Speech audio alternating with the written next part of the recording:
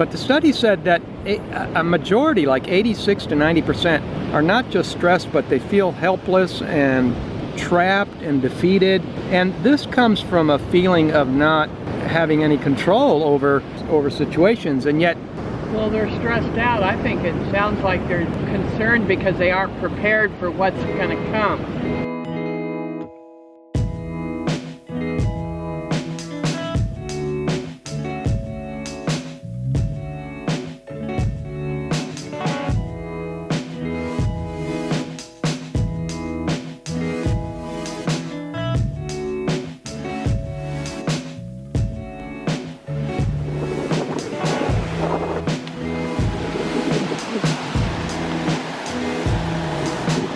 Waves are definitely bigger. I'm gonna go get a bigger one. If that's tight, then there's a fish on it.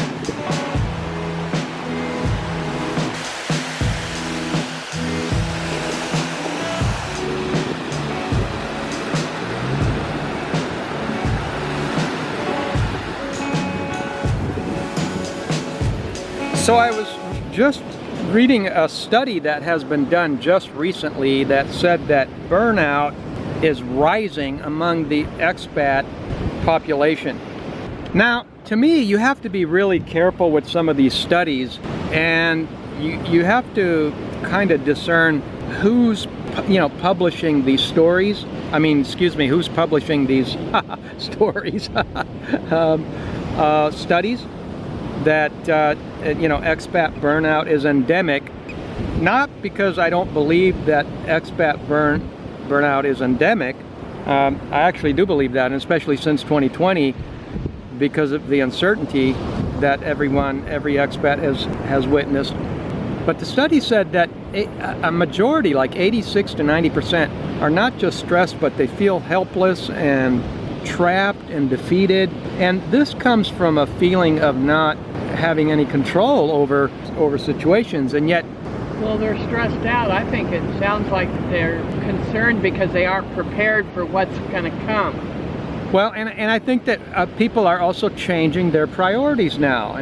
It's not talked about that much, but a lot of people, just like ourselves, have decided that it's, better to be closer to family and friends and not necessarily have to be going to certain areas of the globe. For example, a lot of people are disappointed with Asia in general, with traveling to that area, and of course there's a lot of areas where there's challenges. So it said like about a quarter of non-expats still want to be able to travel, which can be a pretty big number.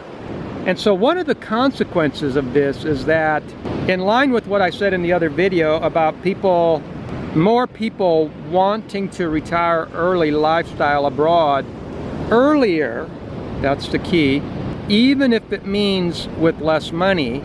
And the byproduct of that is that, or along the same lines I would say, is that it could trigger a shift away from financial reasons that people go abroad. Now, there's a variety of financial reasons people go abroad. People can go abroad just to save money. Like, for example, you take what we do. We live a smart, frugal abroad, and that way you get to have your retire early lifestyle, expat lifestyle, and yet at the same time you can still handle your investments and do things financially, so that you can, because it's the lower cost of living. And there's also the tax implications that a lot of people go abroad. But apparently there's a school of thought saying that this could trigger a shift away from all that. It could shift the demand or the allure for some of these expat tax destinations, could lose their appeal, going forward, because the emphasis is more on, well, what we do. I mean, nothing wrong with lowering your taxes if you can, but it's just not, going forward, it may not be so much a priority as it was before. It's still there, in the top 3, top 5, but before that is going to come the lifestyle and being able to be close to family and friends and that kind of thing. And similarly, expats, according to the study, are also choosing to stay closer, and it's part of why Mexico the tourism is still booming here, and and part of why the prices are so much more buoyant here on rents and the cost of living is a lot of people. This is what I've noticed. If we're doing it, other people seem to be interested in doing it too. That's what I've noticed. If we're doing it, guess what? Other people want to do it too. There are others that want to do what you're doing.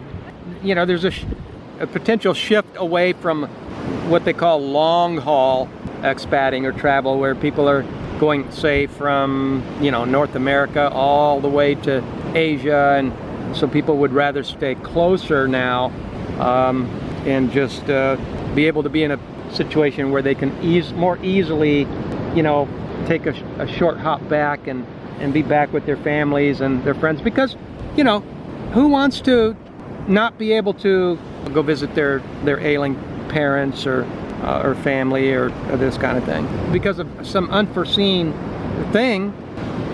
And so I think that this alleviates a lot of stress, because I know that we have personal skin in this game, because we have personal experience, you know, from some of the other videos we made, that it's like Alitalia totally just, you know, just dropped a bomb on us, and, you know, and then they went bankrupt and never gave us our money back, and that happened twice in a row with even other carriers, and you know, during 2020. And that just, the stress level, it just makes your stress levels come to a boil, you know, and it just kind of, I think people are realizing they don't want to let this thing rob the joy of being expat, retire early lifestyle, right? They don't want these things to rob them of their enjoyment and their happiness, you know, and so they take the less stressful way out, which is what we did. You know, we came to Mexico because we don't want to stress over, you know, showing up at the airport and being told, no, you can't board today, you have to do this and that, and well, that's goes against the way I like to do things, so guess I'm not gonna board. I think we're just trying to make our lives as easy as possible, and especially when you get older, you feel the need to have to do that. Yeah, and there's a lot younger expats now too, going along with doing the retire early expat lifestyle, since people are deciding that they're willing to do it sooner rather than later, which frequently means doing it with less money. It also frequently means that people can also do it at a younger age, which is amazing. But, you know, they're going to age too, so at some point they'll get older, and as they do, the stress levels, you know, nobody likes high stress levels. It's said that 90% of the expats, and that includes the majority, which includes even the younger folk. So even the younger folks are getting, you know, stress levels that are unacceptable, and so a lot of people have quit, although the study was trying to make it sound like it was a small percentage, and I'm not sure how actually correct that is, because it doesn't add up. I mean, if people are 90% are stressed out, but yet the majority are also hopeful that things will blow over, and so they're still out there beating themselves up with uncertainties and stress. I mean, I guess some people like to bang their head against the wall longer than others, and I guess that's where maturing with age comes in, and you say, well, you know what, I don't want to do this. I'd rather enjoy my days and not have to sweat the situation. So the takeaway from all this is that we've been right all along.